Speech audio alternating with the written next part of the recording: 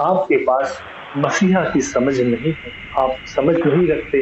इसलिए वचन कहता है कि वचन की समझ ना होने के कारण मेरी प्रजा बंदवाई में जाती है और नाश हो जाती है। अगर आपके पास समझ नहीं है तो आप बंदवाई में चले जाओगे और नाश हो जाओगे, क्योंकि इस संसार का भी अंत है और मनुष्य का भी अंत है। परंतु अंत से पहले जीते जी मनुष्य के लिए एक कर्म है, वो है उद्धार, क्योंकि मनुष्य जीते जी ही उद्धार को पा सकता है। मरने के बाद तो न्याय होता है। अगर आप परमेश्वर की समझ रखते हैं तो आप अपने गुनाहों से मन फिराएंगे, अपने पापों से तौबा करेंगे और अपने परमेश्वर के साथ रिश्ते में आ जाएंगे। तब उसकी दया, उसका अनुग्रह आप पर होगा और आप अपने पापों की क्षमा को पाएंगे, क्योंकि स्वयं सृष्टिकर्ता प्रभु के पास ही अधिकार है जो आपके पापों की क्षमा दे सकता है।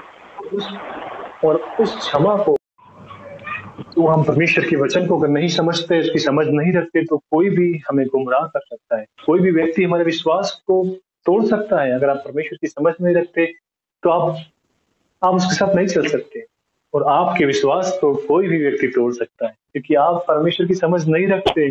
जब आप उसकी समझ नहीं रखते तो उसके साथ चल भी नहीं सकते, उसका पीछा नहीं कर सकते आप।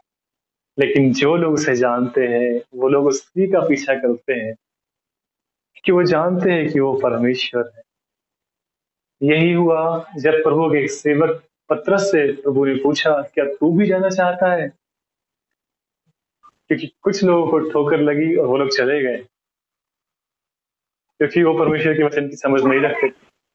उन्होंने आश्चर्य क्रम को देखा, प्रभु यीशु मसीह के नाम से दुष्ट आत्माओं को निकाला, बीमारों को चंगा किया, परंतु फिर उनमें वचन की समझ नहीं थी, तो परमेश्वर को नहीं समझते थे। परंतु उन्होंने आश्चर्य क्रम को देखा था और विश्वास किया था कि यीशु मसीह प्रभु है।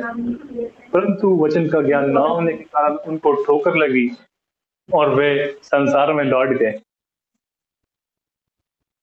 और वे संसार में लौट गए।